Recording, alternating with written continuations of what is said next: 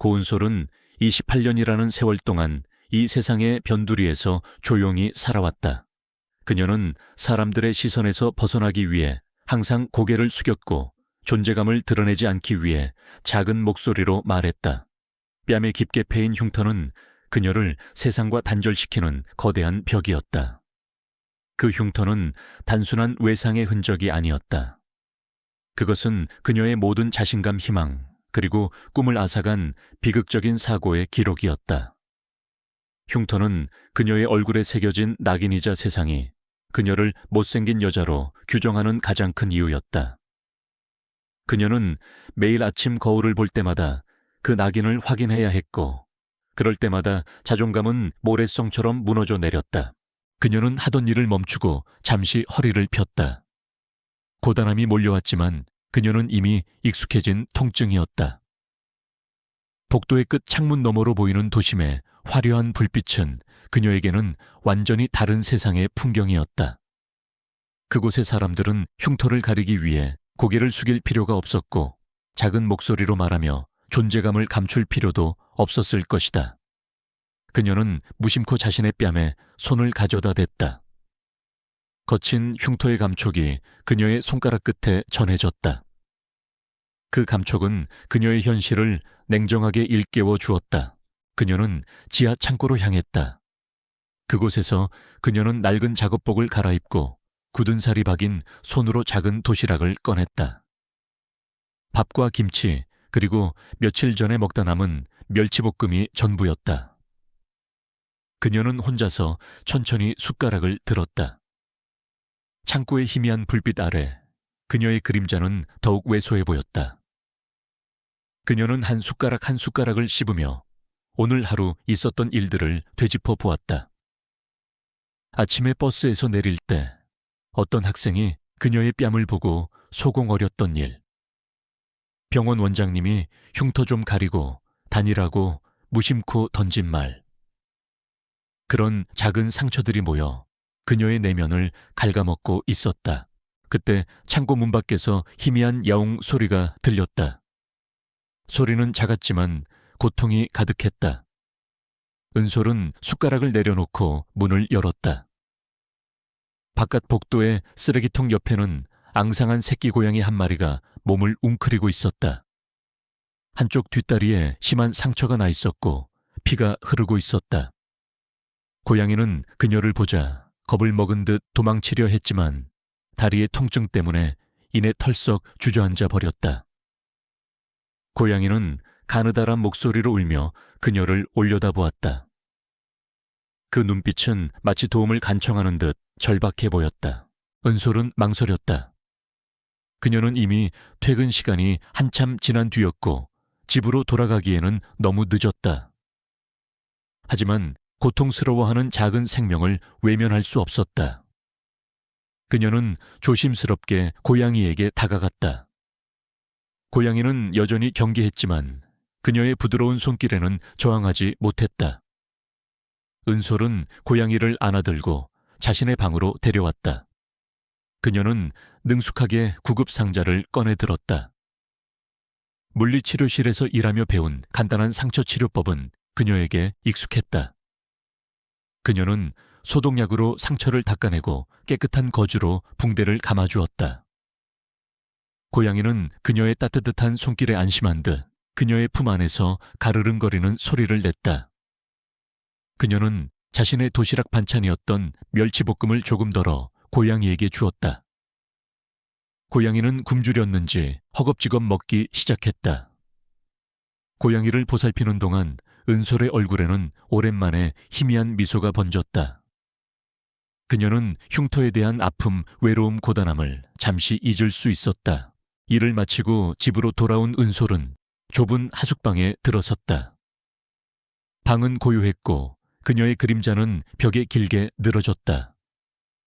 그녀는 조심스럽게 베개 밑에 숨겨둔 낡은 스케치북을 꺼냈다. 수십 개의 그림들이 수첩을 가득 채우고 있었다.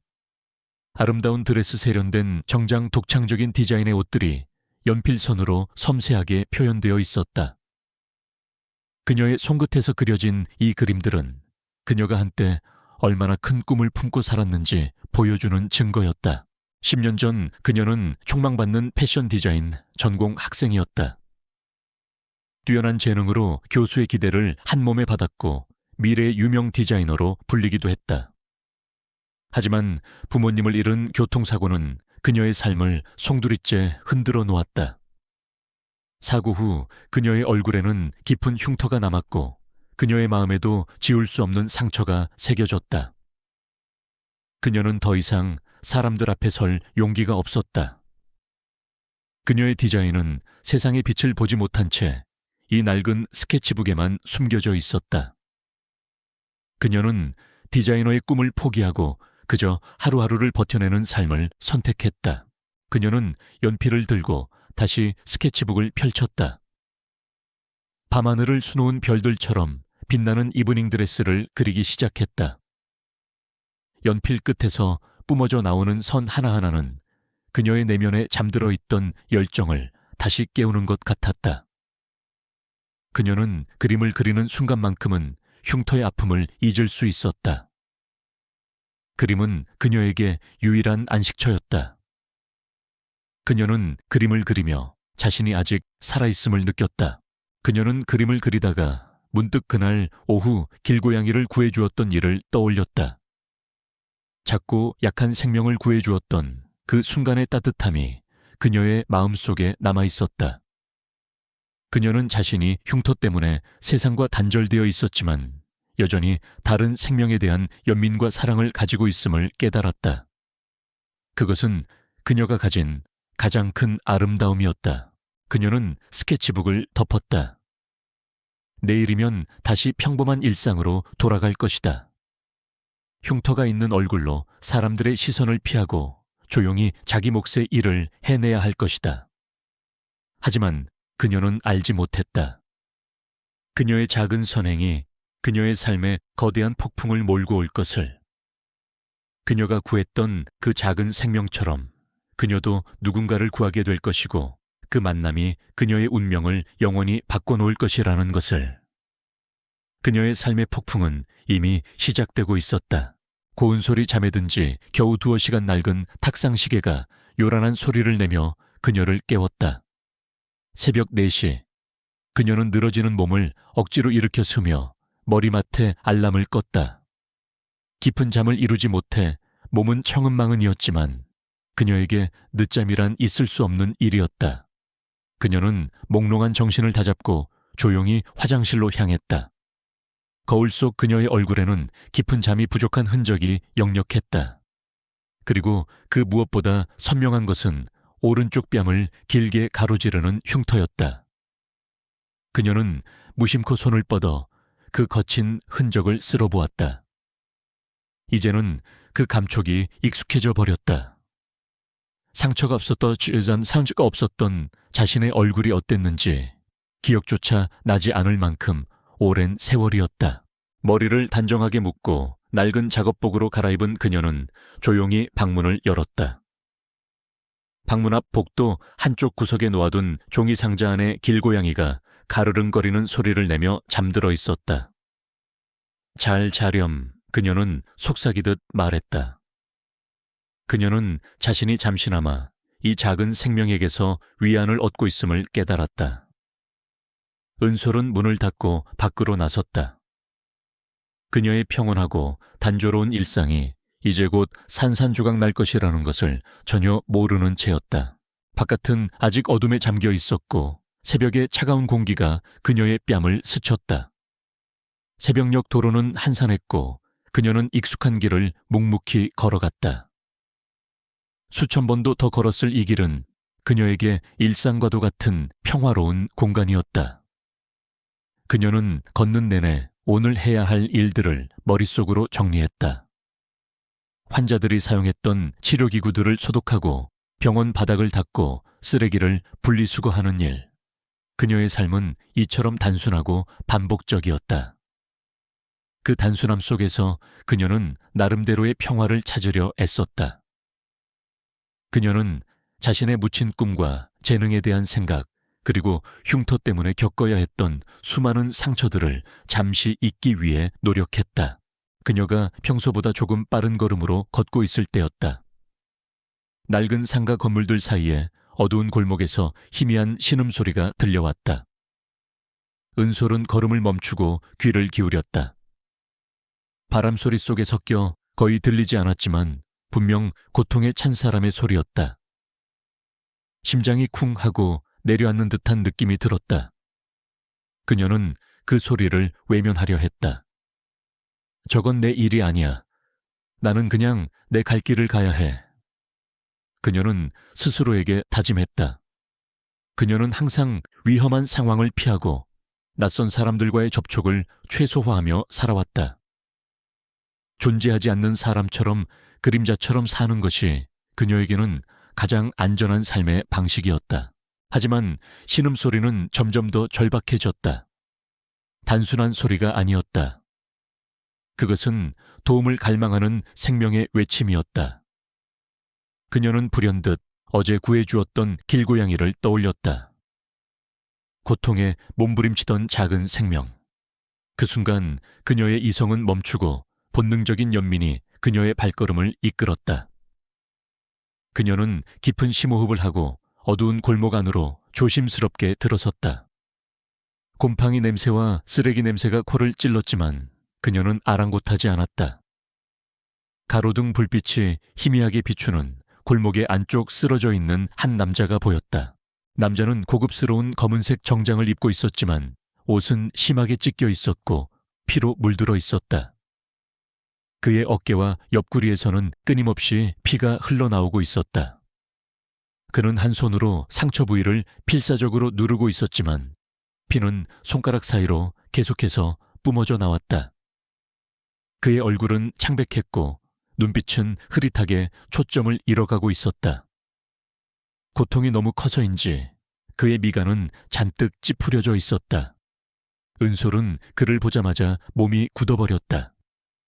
이토록 끔찍한 광경은 그녀가 평생 겪어본 적 없는 일이었다. 그녀는 다시 도망치려 했다. 이건 너무 위험해. 나는 여기에 있어서는 안 돼. 하지만 그의 눈빛을 보는 순간 그녀의 발은 땅에 박힌 듯 움직이지 않았다.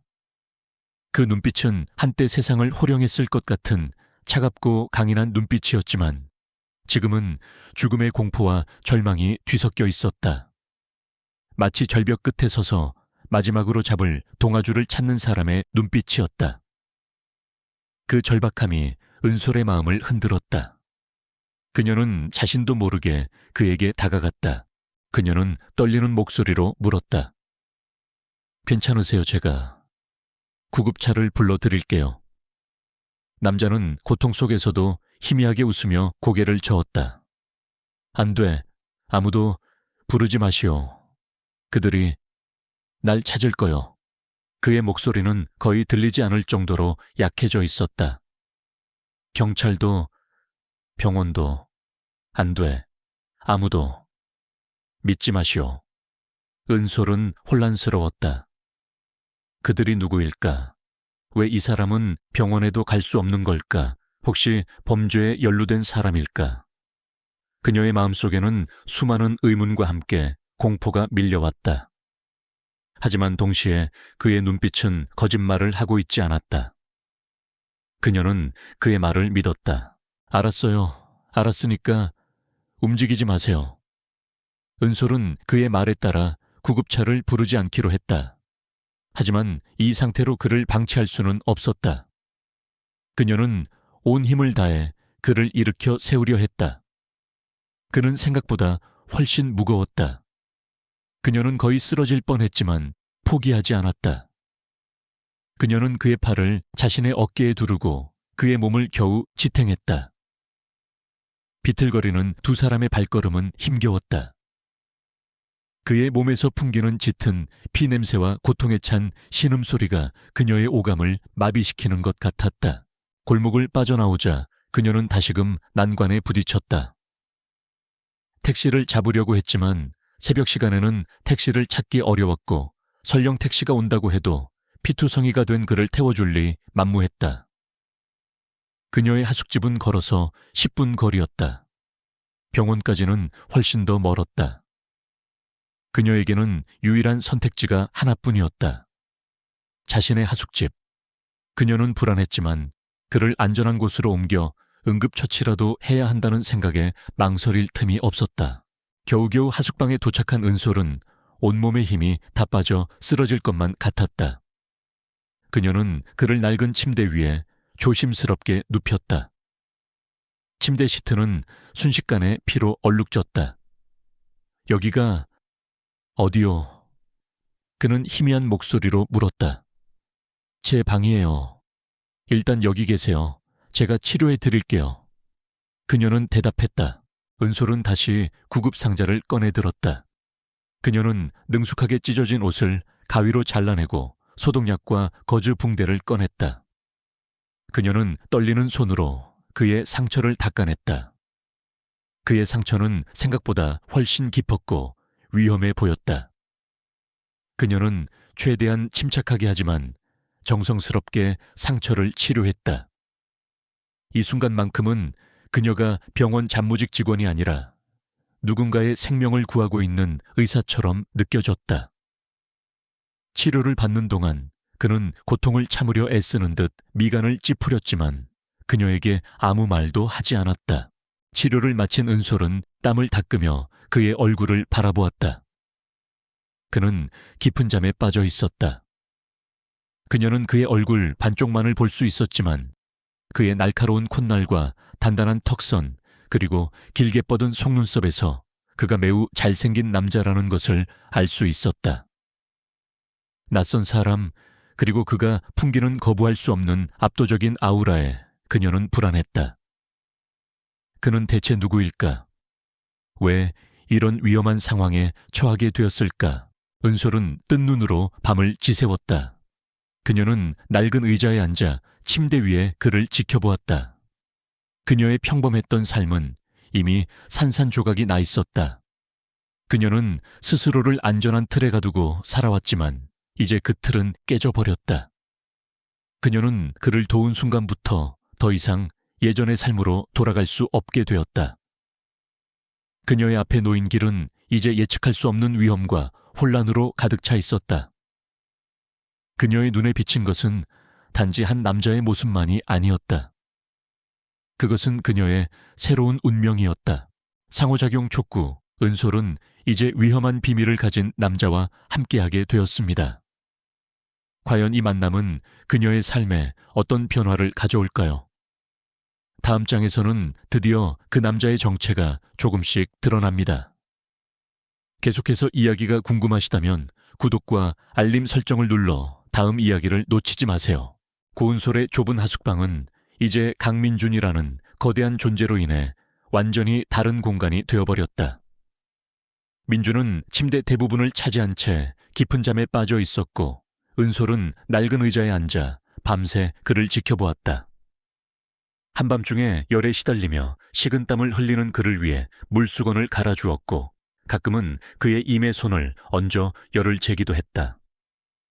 그의 창백한 피부와 고통으로 일그러진 표정은 그녀에게 낯선 긴장감을 안겨주었다. 그녀는 그가 누구인지 왜 이런 상황에 처했는지 전혀 알지 못했지만 본능적으로 그를 보호해야 한다는 책임감을 느꼈다. 밖은 아직 칠흑 같은 어둠에 휩싸여 있었지만 은솔의 마음속에는 이미 폭풍이 불어 닥치고 있었다. 아침이 되자 민주는 서서히 의식을 되찾았다. 그는 낯선 방의 천장을 바라보며 혼란스러워했다. 자신의 몸을 덮고 있는 얇은 이불 퀴퀴한 냄새가 나는 좁은 공간, 그리고 그를 걱정스러운 눈빛으로 바라보고 있는 한 여자. 민주는 자신의 처지를 이해하려 애썼다. 마지막 기억은 한밤중의 습격과 칼에 찔린 고통이었다. 그리고 이 여자, 그의 기억 속 그녀는 흉터투성이의 초라한 모습이었지만 그녀의 눈빛은 그 어떤 사람에게서도 본 적 없는 순수한 연민으로 가득 차 있었다. 그는 애써 몸을 일으키려 했지만 어깨와 배에서 터져 나오는 극심한 통증에 다시 쓰러졌다. 은솔이 화들짝 놀라 그에게 달려갔다. 움직이지 마세요. 아직 상처가 아물지 않았어요. 은솔은 그녀의 목소리는 조심스럽고 부드러웠지만 그의 귀에는 마치 강인한 명령처럼 들렸다. 민주는 퉁명스럽게 물었다. 당신은 누구요? 그리고 여긴 어디지? 저는 고은솔이라고 해요. 어젯밤 골목길에서 쓰러져 계시는 걸 제가 발견했어요. 은솔은 그의 차가운 태도에 위축되어 말을 더듬었다. 민주는 그녀를 훑어보았다. 허름한 옷차림 뺨에 흉터, 그리고 겁에 질린 눈빛. 그는 냉소적인 웃음을 지었다. 친절한 사마리아인이로군. 하지만 나는 보답할 능력이 없으니 당장 경찰에 신고해. 그는 그녀가 돈을 노리고 자신을 데려왔다고 생각했다. 은솔은 고개를 저었다. 아니요, 당신이 경찰을 부르지 말라고 했잖아요. 게다가 저는 그런 거 바라지 않아요. 민준의 눈빛이 흔들렸다. 그는 그녀의 순수함에 당황한 듯 보였다. K그룹의 CEO인 그는 수많은 사람들의 위선과 탐욕을 경험해왔다. 하지만 이 보잘것없는 여자는 그 모든 것과 달랐다. 그의 경호원들은 그를 습격한 자들을 쫓고 있었고 그는 그들이 자신을 찾기 전까지 몸을 숨겨야 했다. 그는 며칠간 그녀의 신세를 지기로 결심했다. 그의 머릿속은 이미 그녀를 어떻게든 떼어놓을 계획으로 가득했다. 며칠 동안 두 사람은 한 지붕 아래의 이방인처럼 지냈다. 은솔은 매일 아침 일찍 일어나 민준이 깨지 않도록 조용히 식사를 준비하고 그를 위해 약국에서 사온 약과 죽을 챙겼다. 그는 처음에는 그녀의 음식을 거부했지만 허기와 체력 저하로 인해 결국 그녀의 정성 어린 죽을 받아먹었다. 그는 그녀에게 자신의 정체를 밝히지 않았고 은솔 역시 묻지 않았다. 그저 그가 회복되기를 바랄 뿐이었다. 민주는 냉담하고 말이 없는 사람이었다. 그는 은솔에게서 시선을 피했고 그녀가 없는 존재인 것처럼 행동했다. 하지만 은솔은 그를 원망하지 않았다.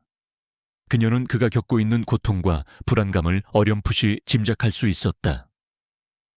그녀는 그저 자신의 작은 방에서 그에게 따뜻한 안식처를 제공하고 싶었다. 그녀는 그가 아플 때 물수건을 갈아주고 죽을 끓여주는 일에 집중하며 외로움을 달랬다. 그러면서도 그녀는 불안했다. 이 사람이 떠나고 나면 다시 예전처럼 외로운 삶으로 돌아갈 것이라는 사실에 마음이 아팠다.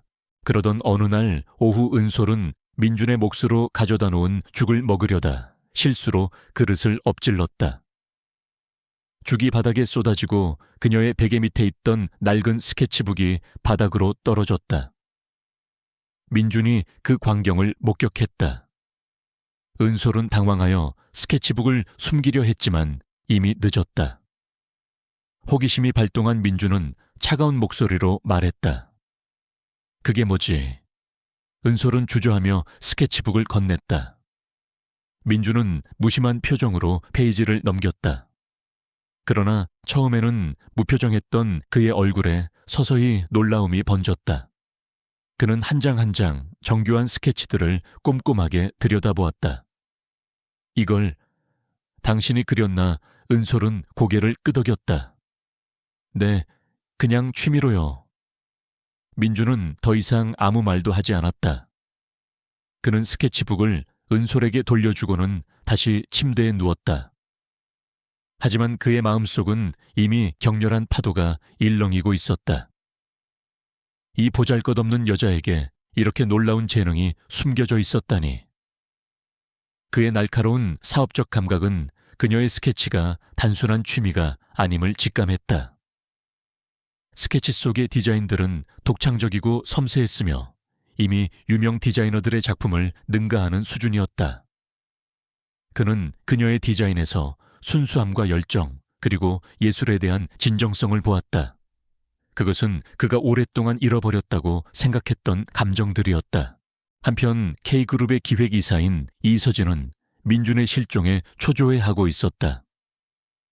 그녀는 민준의 약혼녀로 알려져 있었지만 사실은 그룹 내에서 자신의 입지를 다지기 위해 민준을 이용하고 있었다. 그녀는 민준의 부재를 틈타 회사에 주요 프로젝트를 가로채려 했다.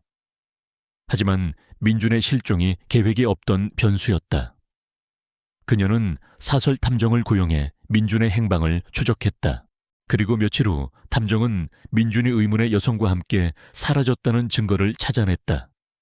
탐정이 건넨 사진에는 어두운 골목길에서 민준을 부축하고 있는 은솔의 모습이 흐릿하게 찍혀 있었다.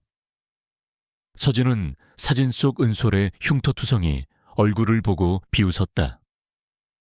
고작 이런 애송이가 분명 돈을 노리고 납치했을 거야. 그녀의 눈동자에 섬뜩한 빛이 스쳤다. 이걸 기회 삼아 민준을 완벽하게 내 손아귀에 넣어야 해. 그녀의 마음속에는 민준에 대한 질투와 함께 권력에 대한 탐욕이 뒤섞여 있었다. 그녀는 민준이 자신에게 돌아오기만 한다면 어떤 수단을 써서라도 그 여자를 제거할 작정이었다. 서진은 곧바로 은솔의 신분을 조사했다.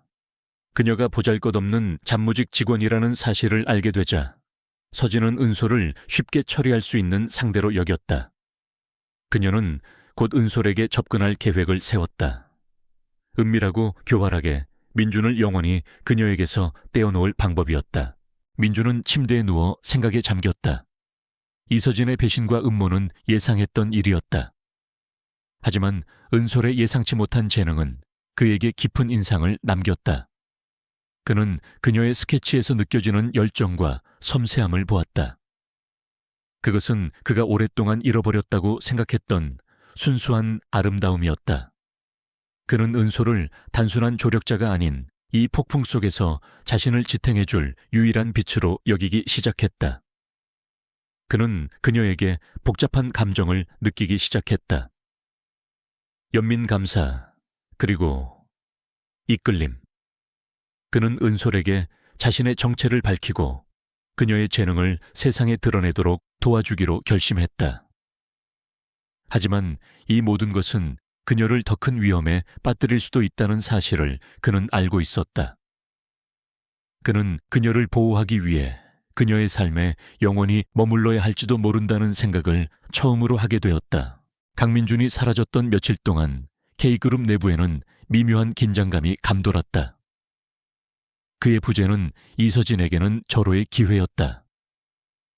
그녀는 민준의 빈자리를 틈타 회사의 중요한 프로젝트들을 자신의 이름으로 돌려놓기 위해 모든 수단과 방법을 가리지 않았다.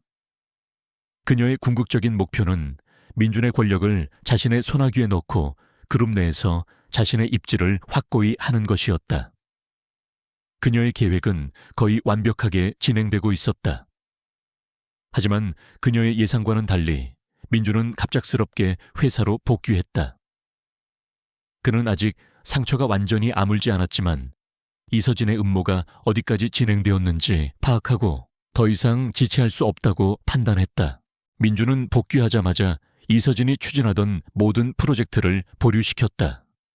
그는 그녀의 사소한 실수들을 꼬투리 잡아 권력을 조금씩 앗아갔다. 서진은 민준의 차가운 눈빛에서 예전과는 다른 단호함을 읽어내고 불안감을 느꼈다. 그녀는 민준이 자신을 완전히 신뢰하지 않는다는 사실을 깨달았다. 그녀는 민준의 복귀를 축하하는 자리에서 의미심장하게 말했다. 민준 씨, 그동안 어디에 계셨던 거예요? 걱정 많이 했어요. 저를 포함한 모든 임직원들이 민준 씨의 부재로 인해 불안해했습니다. 회사를 위해 이제부터라도 건강관리에 신경 써주세요. 그녀의 말은 걱정하는 척했지만 그 속에는 민준의 행방을 묻고 그를 떠보려는 교활한 의도가 숨겨져 있었다. 민준은 그녀의 의도를 알아챘지만 무덤덤하게 답했다. 잠시 몸이 좋지 않아 개인적으로 요양을 했소. 이제 괜찮으니 업무에 복귀했지. 앞으로는 이런 일이 없을 것이요. 서진은 그의 눈을 똑바로 쳐다보며 그가 거짓말을 하고 있음을 직감했다. 한편 은솔은 민준이 떠난 후 다시 예전의 일상으로 돌아왔다. 하지만 그녀의 마음은 더 이상 평온하지 않았다. 그녀의 작은 하숙방은 더 이상 외롭지 않았다. 민준이 머물렀던 흔적들이 곳곳에 남아 있었기 때문이다. 그녀는 매일 밤 민준의 생각으로 잠 못 이루었고 그의 차가운 눈빛과 따뜻한 침묵을 동시에 그리워했다. 그녀는 그가 남긴 낡은 셔츠를 끌어안고 그의 채취를 맡으며 그와의 짧은 시간들이 꿈이 아니었음을 확인했다. 그녀는 자신이 그를 사랑하고 있음을 깨달았다. 한밤중에 그를 간호하며 느꼈던 책임감은 어느새 깊은 연모의 감정으로 변해 있었다. 그녀는 그에게서 자신의 흉터를 감싸주는 따뜻함을 느꼈고 그 역시 내면의 깊은 상처를 지니고 있다는 것을 어렴풋이 알 수 있었다. 그러던 어느 날 저녁 민준이 은솔의 하숙집을 다시 찾아왔다. 은솔은 그의 모습을 보자 가슴이 벅차올랐다. 그는 은솔의 손을 잡고 조용히 말했다. 은솔 씨, 내가 돌아왔소. 그리고 당신에게 할 말이 있어. 그는 그녀에게 자신의 정체를 밝혔다. K그룹의 CEO 강민준. 은솔은 놀라움에 말을 잇지 못했다. 그녀는 그제야 그가 왜 쫓기는 신세가 되었는지, 왜 병원에 갈 수 없었는지 이해할 수 있었다. 그는 은솔의 재능에 대해 이야기했다. 그녀의 디자인 스케치북이 그에게 얼마나 깊은 인상을 남겼는지, 그리고 그녀가 얼마나 재능 있는 사람인지에 대해. 그는 그녀의 꿈을 되찾도록 도와주겠다고 약속했다. 당신은 세상이 당신에게 준 상처에 숨어 살아서는 안 될 사람이오. 당신의 재능은 세상의 빛을 봐야 하오. 그날 밤 민주는 은솔의 생일을 기억하고 있었다.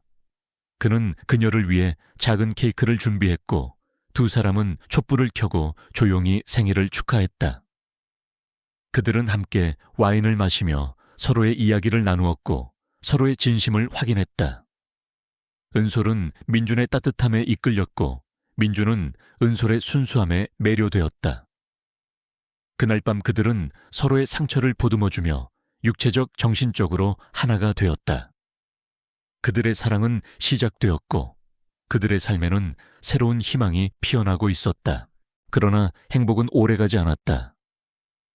민준이 은솔을 다시 찾아왔다는 사실을 알게 된 이서진은 격분했다. 그녀는 사설 탐정의 보고를 통해 민준이 그 흉터투성이 여자와 사랑에 빠졌다는 사실을 알고 있었다. 서진은 민준의 마음을 완전히 빼앗겼다는 사실에 질투심과 분노를 참지 못했다. 그녀는 민준이 회사를 비운 사이 은솔을 향한 복수를 계획했다. 그녀는 은솔이 일하는 물리치료실에 사람을 보내 그녀의 소지품에 K그룹의 중요한 기밀 문서를 몰래 숨겨두었다. 그리고 그녀를 도둑으로 몰아붙일 완벽한 증거들을 조작했다. 다음 날 서진은 은솔에게 전화를 걸어 민준이 그녀의 디자인 재능을 높이 평가하고 있으며 그녀를 K그룹의 자선 패션쇼에 특별 게스트로 초대했다는 거짓말을 했다. 은솔은 민준이 자신을 위해 마련해준 기회라고 생각하고 기쁨에 들떠 패션쇼장으로 향했다. 그녀는 평생 꿈꿔왔던 무대에 서게 될 생각에 가슴이 벅차올랐다. 그녀는 낡은 작업복 대신 민준이 선물해준 아름다운 드레스를 입고 패션쇼장으로 들어섰다. 그곳은 화려한 조명과 아름다운 옷들, 그리고 수많은 유명 인사들로 가득 차 있었다. 그곳은 그녀가 평생 꿈꿔왔던 공간이었지만 그녀는 그곳에서 끔찍한 시련을 겪게 될 줄은 꿈에도 몰랐다. 패션쇼가 시작되기 직전 경호원들이 갑자기 은솔에게 다가왔다. 고은솔 씨, 당신을 절도 혐의로 체포하겠습니다. 은솔은 충격을 받아 말을 잇지 못했다. 경호원들은 그녀의 가방을 수색했고 그 안에서 기밀 문서가 나왔다. 이서진은 여유로운 미소를 지으며 사람들 앞에 섰다. 그녀는 마이크를 들고 말했다. 여러분, 이 여자는 우리 회사의 기밀을 빼돌리려 한 도둑입니다. 저는 이런 파렴치한 행동을 한 사람을 우리 K그룹의 자선 행사에 초대할 수는 없었습니다. 여러분의 이해를 구합니다. 은솔은 결백을 주장했지만 아무도 그녀의 말을 믿으려 하지 않았다. 사람들은 그녀의 흉터를 보며 수군거렸고 그녀를 경멸하는 눈빛으로 바라보았다. 저런 천한 사람이 무슨 디자이너라고, 뻔뻔하게도. 봐, 얼굴에 흉터가 있는 것도 모자라 마음까지 추악하잖아. 이런 끔찍한 말들이 그녀의 귓가를 찔렀다. 민주는 그 순간 중요한 이사회 회의에 참석 중이었기 때문에 그녀의 곁에 있어줄 수 없었다. 은솔은 완전히 혼자였다. 그녀의 세상은 무너져 내렸다. 그녀의 꿈이 펼쳐질 것이라 믿었던 그 공간은 순식간에 그녀를 짓밟는 악몽의 장소로 변해버렸다. 은솔은 텅 빈 감정으로 패션쇼장 한가운데 서 있었다. 눈앞의 사람들은 모두 그녀를 비난하고 있었다. 그녀는 온몸이 얼어붙는 것 같았다. 그때 그녀의 머릿속에 민준의 목소리가 들리는 듯했다. 아무도 믿지 마. 하지만 나는 당신을 믿소. 그녀는 뺨의 흉터를 어루만졌다. 흉터는 더 이상 그녀를 가두는 벽이 아니라 그녀를 지키는 방패가 되어야 했다. 그녀는 이 치욕스러운 상황을 견뎌내야만 했다. 그녀의 뱃속에는 민준의 아이들이 있었다. 그녀는 그들을 위해 그리고 자신을 위해 강해져야 했다. 그녀는 민준이 자신을 믿어주는 한 무너지지 않을 것이라고 스스로 다짐했다. 상호작용 촉구. 은솔은 이서진의 교활한 음모에서 어떻게 벗어날 수 있을까요? 그리고 과연 민준은 그녀를 구할 수 있을까요? 다음 장에서 은솔의 반전과 승리가 펼쳐질 것입니다. 계속해서 이야기가 궁금하시다면 구독과 알림 설정을 눌러 다음 이야기를 놓치지 마세요. 고은솔의 세상이 무너져 내린 순간 그녀의 머릿속은 혼란으로 가득 찼다. 패션쇼장의 화려한 조명은 그녀를 조롱하는 듯 번쩍였고 수많은 사람들의 웅성거림은 비난의 소리로 변해 그녀의 귓가를 찔렀다. 이서진의 교활한 미소는 그녀의 심장을 찌르는 칼날과 같았다. 하지만 바로 그때 은솔은 뱃속에서 느껴지는 미약하지만 분명한 움직임을 감지했다. 그것은 마치 엄마 우리는 여기에 있어요. 힘내세요라고 말하는 것 같았다. 3명의 아기 천사들이 그녀에게 보내는 신호였다. 그들의 존재는 그녀에게 더 이상 물러설 곳이 없음을 그리고 이 치욕스러운 상황을 끝내고 당당하게 맞서야 할 이유를 상기시켰다. 그녀는 결코 혼자가 아니었다. 은솔은 심호흡을 했다. 그녀는 텅 비어 있던 눈빛에 다시 의지를 담았다. 뺨의 흉터가 불에 타는 듯 뜨거웠지만 그녀는 더 이상 숨지 않았다. 그녀는 고개를 들고 이서진을 똑바로 응시했다. 저는 아무것도 훔치지 않았습니다. 이건 함정이에요. 그녀의 목소리는 떨렸지만 그 안에는 단호함과 결의가 깃들어 있었다. 하지만 아무도 그녀의 말을 믿으려 하지 않았다. 사람들은 뻔한 변명이라며 비웃었다. 이서진은 여유로운 미소를 지으며 마이크를 들고 말했다. 여러분, 도둑의 뻔뻔한 거짓말에 현혹되지 마세요. 증거는 명백합니다. 바로 그때 패션쇼장 입구에서 한 남자가 들어섰다. 그는 K그룹의 오랜 직원인 김비서였다. 그는 민준의 명령을 받고 은솔을 돕기 위해 달려온 것이다. 그는 서둘러 은솔에게 다가가 작은 USB 하나를 건넸다. 고은솔 씨, 민준 상무님께서 이걸 전해달라고 하셨습니다. 모든 증거가 담겨 있습니다. 이서진 이사님께서는 제가 이사회에 제출할 문서를 은솔 씨 가방에 넣었다고 거짓말을 하실 겁니다. 이서진은 당황했지만 이내 표정을 관리하며 비웃었다. 고작 저런 하급 직원이 민준 씨의 편을 들다니. 웃기는군. 경호원들 저 USB를 빼앗아.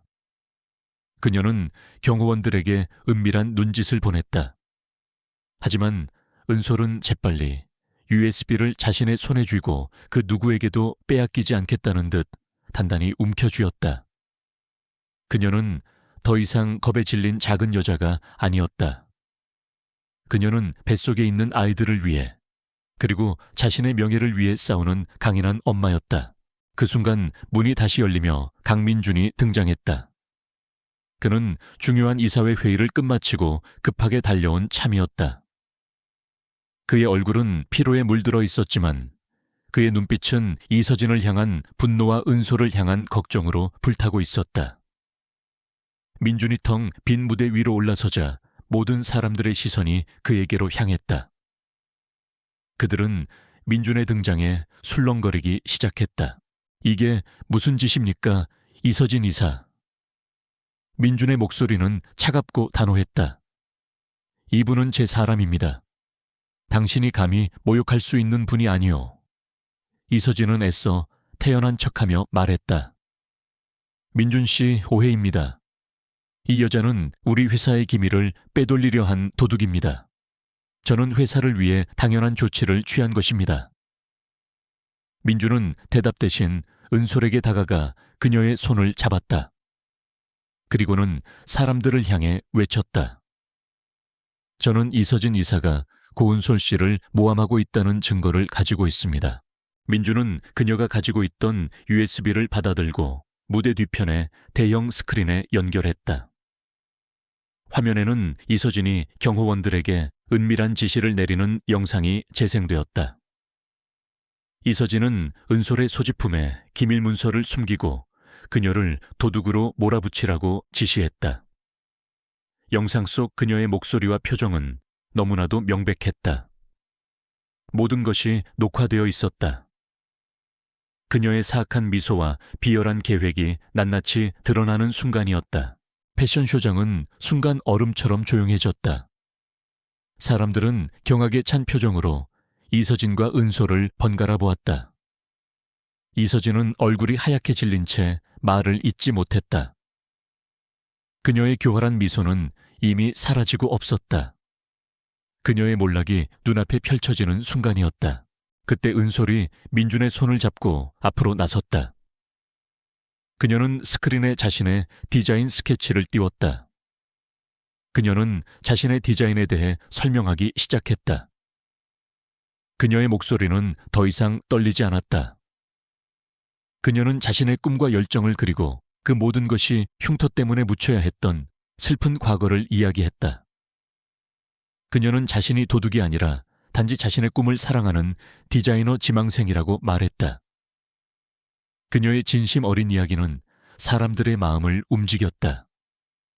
그녀의 흉터는 더 이상 그녀를 비난할 이유가 아니었다. 그것은 그녀의 강인함을 상징하는 아름다운 흔적이 되었다. 은솔의 이야기가 끝나자 장내는 뜨거운 박수갈채로 가득 찼다. 처음에는 그녀를 경멸했던 사람들은 이제 그녀의 용기와 재능에 감탄했다. 그들의 눈빛은 연민과 존경으로 바뀌었다. 한 기자가 외쳤다. 정말 놀랍습니다. K그룹의 새로운 디자이너가 탄생한 것 같군요. 민주는 그 광경을 흐뭇한 눈빛으로 바라보았다. 그는 은솔의 손을 놓지 않고 굳게 잡았다. 은솔의 눈에서는 눈물이 흘러내렸다. 그것은 억울함과 슬픔의 눈물이 아니라 드디어 자신을 억눌렀던 모든 굴레에서 벗어난 해방의 눈물이었다. 그녀는 더 이상 흉터에 숨지 않았다. 그녀는 이제 세상을 향해 당당하게 자신의 존재를 드러냈다. 민주는 그녀의 뺨에 흐르는 눈물을 닦아주며 말했다. 이제 모든 것이 끝났소. 당신은 이겼소, 은솔 씨. 당신의 용기가 당신을 구했소. 패션쇼장에서의 사건 이후 이서진의 모든 음모가 세상에 드러났다. 그녀는 민준이 준비한 증거와 김 비서의 진술로 인해 더 이상 도망칠 곳이 없었다. 그녀는 K그룹 이사직에서 해임되었고 횡령 및 업무상 배임 혐의로 검찰 수사를 받게 되었다. 한때 촉망받는 엘리트였던 그녀는 모든 것을 잃고 쓸쓸하게 몰락했다. 그녀의 몰락은 탐욕과 질투가 낳은 비참한 결말이었다. 그녀는 끝까지 자신의 잘못을 인정하지 않고 민준과 은솔을 향한 분노와 원망에 사로잡혀 있었다. 한편 고은솔의 인생은 180도 바뀌었다. 그녀는 더 이상 낡은 물리치료실에 허드레시를 하는 여자가 아니었다. 그녀의 용기와 재능은 언론의 주목을 받았고 그녀의 이름은 하루아침에 유명해졌다. 민주는 은솔을 자신의 곁에 두었다. 그는 은솔의 재능을 세상에 보여주기 위해 K그룹의 지원을 받는 새로운 패션 브랜드를 론칭하고 은솔에게 그 브랜드의 총괄 디자이너 자리를 맡겼다. 그것은 단순히 돈과 명예를 주는 것이 아니라 그녀가 자신의 꿈을 펼칠 수 있는 진정한 기회였다. 그는 그녀가 디자이너로서의 잠재력을 마음껏 발휘할 수 있도록 모든 지원을 아끼지 않았다. 어느 저녁 은솔은 민준과 함께 그의 펜트하우스에서 저녁 식사를 하고 있었다. 창밖으로는 서울의 화려한 야경이 한눈에 들어왔다. 은솔은 여전히 꿈을 꾸는 것만 같았다. 며칠 전만 해도 그녀는 이런 호화로운 삶은 상상조차 할 수 없었다. 그녀는 숟가락을 내려놓고 민준을 바라보았다. 민준 씨, 저는 아직도 믿기지 않아요. 제가 이 모든 것을 누릴 자격이 있는지 모르겠어요. 민준은 그녀의 손을 잡고 부드럽게 말했다. 은솔 씨, 당신은 받을 자격이 있어. 당신의 재능과 순수한 마음은 이런 평범한 행복을 누릴 자격이 있어. 그는 잠시 말을 멈추고 그녀의 뺨에 난 흉터를 어루만졌다. 그의 손길은 따뜻했고 그녀의 흉터는 그의 손길 아래서 더 이상 아프지 않았다. 이 흉터 때문에 당신이 얼마나 힘들었는지 이제 알 것 같소. 하지만 내게는 이 흉터가 당신의 용기와 아름다움을 보여주는 증표요. 당신의 상처가 당신을 더 강하게 만들었다는 것을 증명하는 것이지. 은솔은 감동에 벅차올랐다. 그녀는 눈물을 글썽이며 고개를 숙였다. 민준 씨 덕분이에요. 당신이 저를 믿어주지 않았다면 저는 아마 평생 어둠 속에 갇혀 살았을 거예요. 당신이 저에게 용기를 주었고 저를 세상 밖으로 이끌어 주었어요. 아니요, 은솔 씨. 당신은 이미 충분히 강한 사람이었어. 나는 그저 당신의 빛을 발견했을 뿐이요. 당신이 나를 살려주었듯이 당신은 스스로를 구한 것이요. 그 순간 은솔은 그에게 아직 말하지 못한 중요한 비밀이 있음을 깨달았다. 민준의 따뜻한 눈빛을 마주하자 더 이상 숨길 필요가 없다고 느꼈다. 그녀는 심호흡을 하고 조심스럽게 말했다. 민준 씨, 저에게는 당신의 아이가 있어요. 민준은 놀란 표정으로 그녀를 바라보았다. 무슨 말이요? 그의 얼굴에는 당황스러움과 함께 희미한 희망의 빛이 스쳐 지나갔다. 우리에게 3명의 아기가 찾아왔어요. 은솔은 울먹이며 말했다. 그날 밤 저는 당신의 아이를 임신했어요. 그리고 쌍둥이도 아니고 새쌍둥이래요. 어제 병원에서 알게 됐어요. 민주는 충격과 기쁨으로 말을 잇지 못했다. 그는 멍하니 그녀의 배를 바라보았다. 새쌍둥이라니. 그는 갑자기 눈물을 흘리기 시작했다. 은솔은 당황하며 그의 눈물을 닦아주려 했지만 민주는 그녀를 굳게 끌어안았다. 그의 품은 따뜻했고 그녀의 마음은 평화로웠다. 고맙소. 정말 고맙소, 은솔 씨. 당신은 나에게 생명을 그리고 이제는 우리에게 세계의 새로운 생명을 주었소. 그날 밤 그들은 서로의 품에 안겨 긴 대화를 나누었다. 그들은 자신들의 과거를 이야기했고 서로의 상처를 나누었다. 은솔은 그에게 자신의 어린 시절 부모님을 잃고 흉터를 얻게 된 사고에 대해 이야기했다.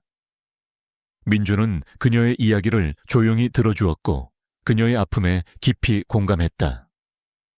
그는 그녀의 손을 잡고 앞으로 그녀의 곁에서 영원히 그녀의 아픔을 보듬어 주겠다고 약속했다.